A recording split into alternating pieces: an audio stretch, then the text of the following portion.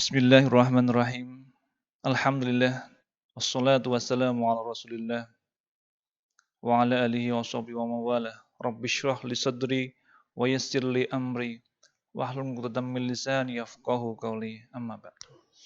Anak-anakku, siswa-siswi SMK Negeri 1 Banyumas, dan pemirsa yang melihat tayangan ini, alhamdulillah tiada kata yang lebih pantas untuk kita sampaikan setelah kita merasakan dan menyadari betapa nikmat yang diberikan kepada kita sungguh teramat besar, kecuali dengan memuji dan bersyukur kepadanya.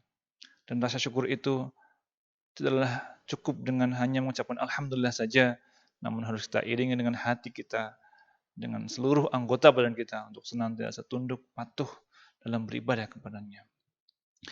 Anak-anakku, pemirsa yang dirahmati Allah Subhanahu wa taala, saat ini kita telah memasuki bulan Zulhijjah. Kita berada di 10 hari bulan Zulhijjah. Perlu kita ketahui, bulan Zulhijjah ini adalah salah satu dari 4 bulan haram yang mana disebutkan oleh Allah Subhanahu wa taala dalam Al-Qur'an surat At-Taubah ayat ke-36. A'udzu billahi minasyaitonir rajim. Bismillahirrahmanirrahim. Inna 'iddatash syuhuri 'indallahi 12 syahran fi kitabillah في كتاب الله يوم خلق السماوات والأرض منها أربعة حرم Inna 'iddatasy syuhuri 'indallah. Sesungguhnya bilangan bulan di sisi Allah adalah 12 syahran, ada 12 bulan. Fi kitabillah, di dalam ketetapan Allah. Yauma khalaqas samawati wal arda, di mana di hari Allah menciptakan langit dan bumi. Minha arba'atun hurum, dan di antara 12 bulan itu ada 4 bulan haram. Pemirsa yang dirahmati Allah Subhanahu wa taala, 4 bulan haram yang disebutkan oleh Allah Subhanahu wa taala yakni dijelaskan dalam hadis. Yang pertama adalah bulan Dzulqa'dah, kemudian bulan Dzulhijjah, dan bulan Muharram. Ketiganya berurutan. Sedangkan satu bulan haram lain terpisah, yakni bulan Rajab. Dengan kita memasuki bulan Dzulhijjah, berarti kita siap-siap. Ya, 2 bulan yang lalu kita berada di madrasah bulan Ramadan, dan di bulan ini kita bersiap-siap dengan madrasah yang baru, yakni madrasah bulan Dzulhijjah. Mengapa disebut dengan madrasah? Karena pada bulan-bulan ini ada 3 ibadah penting yang syarat akan nilai-nilai tarbiyah.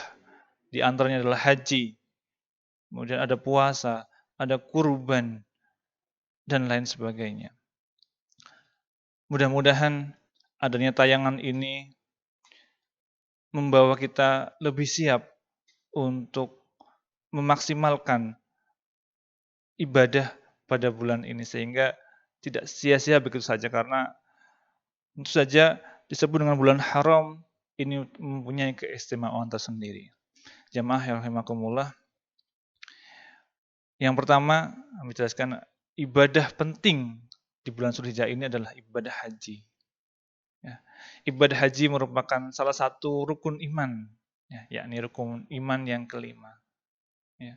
Setelah syahadat, sholat, puasa, zakat, dan kemudian haji bagi yang mampu. Nah, ibadah haji ini merupakan ibadah yang bernilai historis tinggi, ya, mempunyai nilai sejarah yang luar biasa. Nah, seharusnya kita sebagai umat Islam bisa mengambil hikmah dari adanya bulan haji ini, adanya ibadah haji ini. Bukan hanya untuk orang-orang yang berhaji, namun untuk kita yang belum terpanggil beribadah ke sana. Di antara pelajaran yang nampak dalam ibadah haji adalah kesetaraan manusia dalam Islam. Kita lihat ya, ketika ibadah haji, ya, seluruh muslim berkumpul, kemudian memakai pakaian yang sama, yakni pakaian ihram. Ya, di sana tidak ada membedakan mana yang kaya, mana yang miskin, rakyat jelata atau pejabat. Ya, yang muda, yang tua, semua sama. Ya. Nah, itulah nilai kesetaraan dalam Islam. Yang membedakan di antara mereka adalah hanya imannya, ya, hanya ketakwaannya. Sebagaimana disebutkan dalam Quran surah Al-Hujurat ayat ke-13. Inna akramakum indallahi atqakum. Sesungguhnya yang paling mulia di sisi Allah adalah orang yang paling bertakwa. Pemirsa yang dirahmati Allah, hikmah kesetaraan manusia ini hendaklah menjadi pemicu buat kita dan menjadi semangat buat kita untuk senantiasa meningkatkan kualitas takwa kita.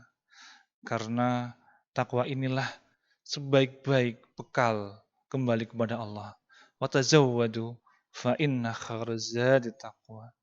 Dan berbekallah kalian, sesungguhnya bekal yang paling baik adalah takwa. Surat Al-Baqarah ayat 197. Hadirin anak-anakku yang dirahmati Allah, selain nilai tarbiyah di atas, haji juga syarat dengan napak tilas perjalanan Nabi Ibrahim alaihissalam dan keluarganya. Ka'bah merupakan tempat ibadah yang dibangun pertama kali oleh Nabi Ibrahim. Ia adalah simbol ketauhidan dan ke arahnya seluruh umat Islam berkiblat sholat. Ibadah sa'i mengingatkan ikhtiar kita, mengingatkan ikhtiar istri Nabi Ibrahim, yakni Sayyidatina Hajar. Ya. Dan hendaknya kita bisa mengambil itu, bahwa kita harus selalu berusaha dan tidak pantang menyerah. Dan kemudian melontar jumrah adalah salah satu simbol perlawanan kita terhadap setan. Dan sampai hari kiamat, ini merupakan musuh terbesar kita. Dan lebih dari itu, semua ibadah haji merupakan kepatuhan dan ketundukan hamba kepada Tuhannya, ya, sebagai pembuat syariat. Nah, bagaimana petunjuk Allah kemudian kita laksanakan dengan sepenuhnya.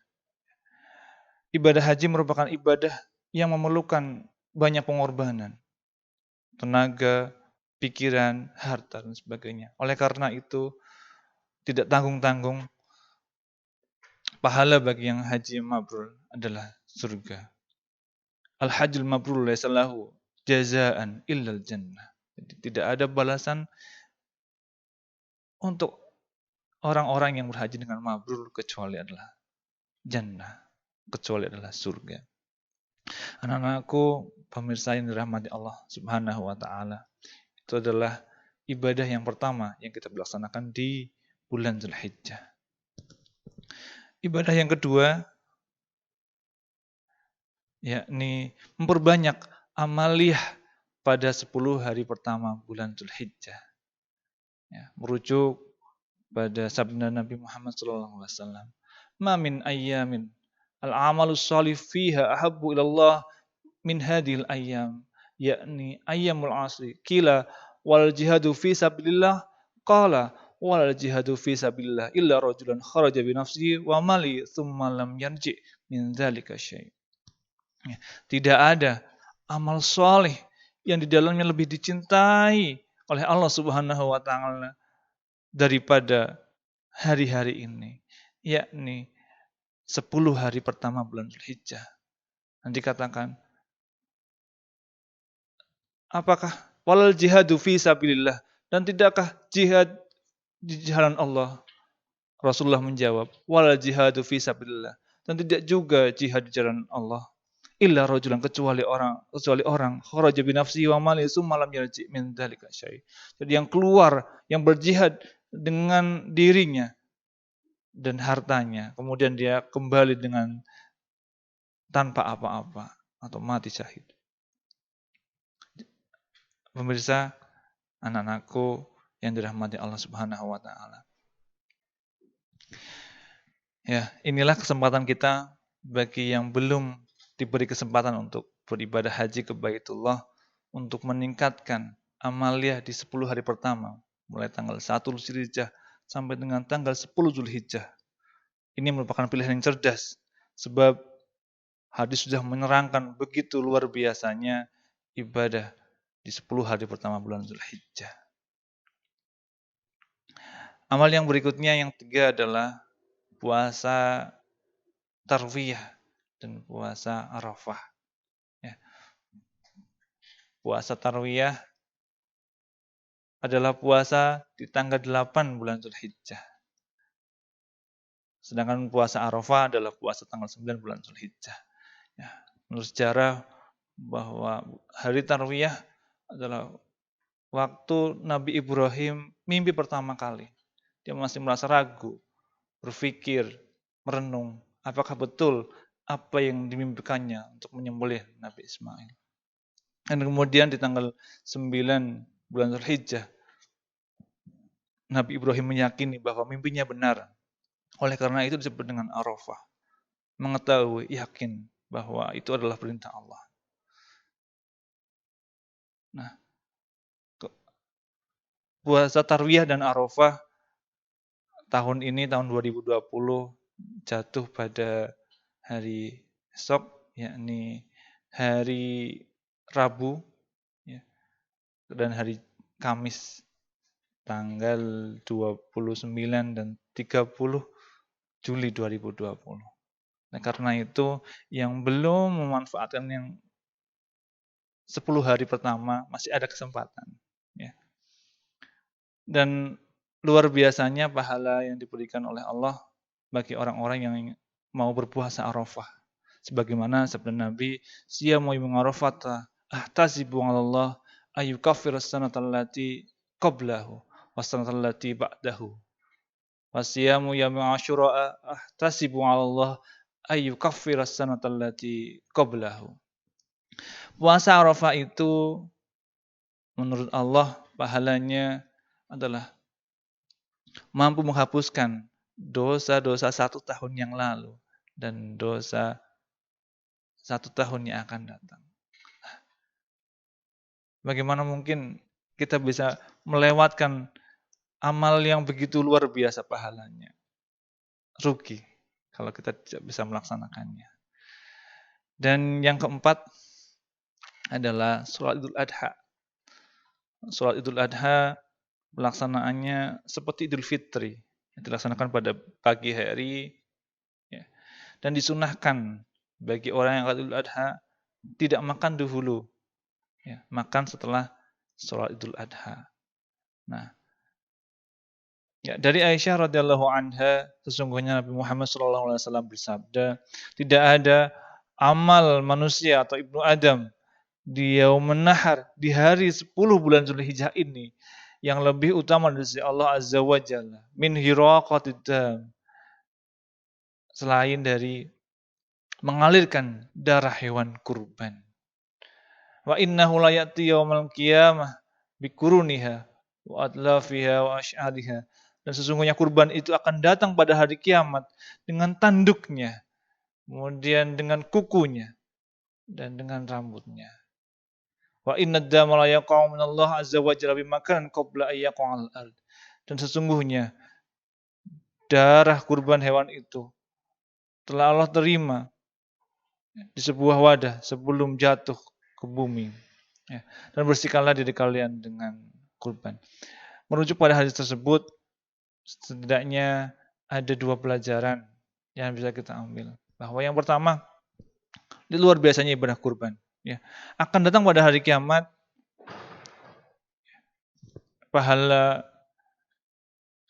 orang yang berkurban, ya, dari tanduknya, wa adlafiha, dari kukunya dan dari rambutnya. Kalau kita cermati lebih jauh, ya, bahwa tanduk, kemudian kuku dan rambut dari hewan kurban manfaatnya sepele, mungkin tidak bisa dimanfaatkan, ya, tidak bisa dimakan, tidak bisa dibuat sop dan seterusnya. Namun yang sepele begitu di sisi Allah Subhanahu wa taala bernilai besar, ya. Apalagi yang lainnya, apalagi daging dan seterusnya. Yang kecil-kecil saja di mata Allah itu nilai luar biasa. Dan sesungguhnya pahalanya, ya, pahala orang bagi yang berkurban itu sudah diterima sebelum darahnya mengalir ke tanah. Ya. Luar biasanya ibadah kurban ini, mudah-mudahan bagi yang diberi kesempatan mempunyai rezeki yang longgar bisa berkurban. Bagi yang belum bisa mempersiapkan untuk tahun-tahun yang akan datang. Pemirsa, anak-anakku yang dirahmati Allah Subhanahu wa taala, demikianlah ya madrasah bulan Zulhijjah ya. Ada 5 hal yang sudah kami terangkan. Ada haji, ada amalnya 10 hari bulan pertama Zulhijjah, kemudian ada puasa Arafah, puasa Tarwiyah, kemudian ada ibadah kurban ya.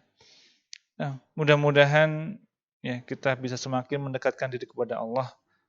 Ya, kemudian kita bisa memaksimalkan bulan Zulhijjah ini sehingga bisa merasakan fadilahnya, bisa memaksimalkan pahalanya ya.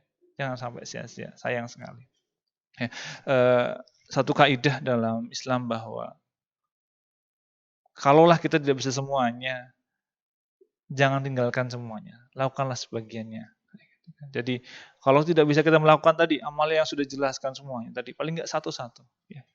Minimalnya kita bisa memaksimalkan 10 hari pertama bulan Zulhijjah. Demikian, mudah-mudahan apa yang sudah kami sampaikan bermanfaat dan membawa kebaikan untuk kita. Wallahul muwaffiq ila aqwamit thoriq wal afu minkum. Assalamualaikum warahmatullahi wabarakatuh.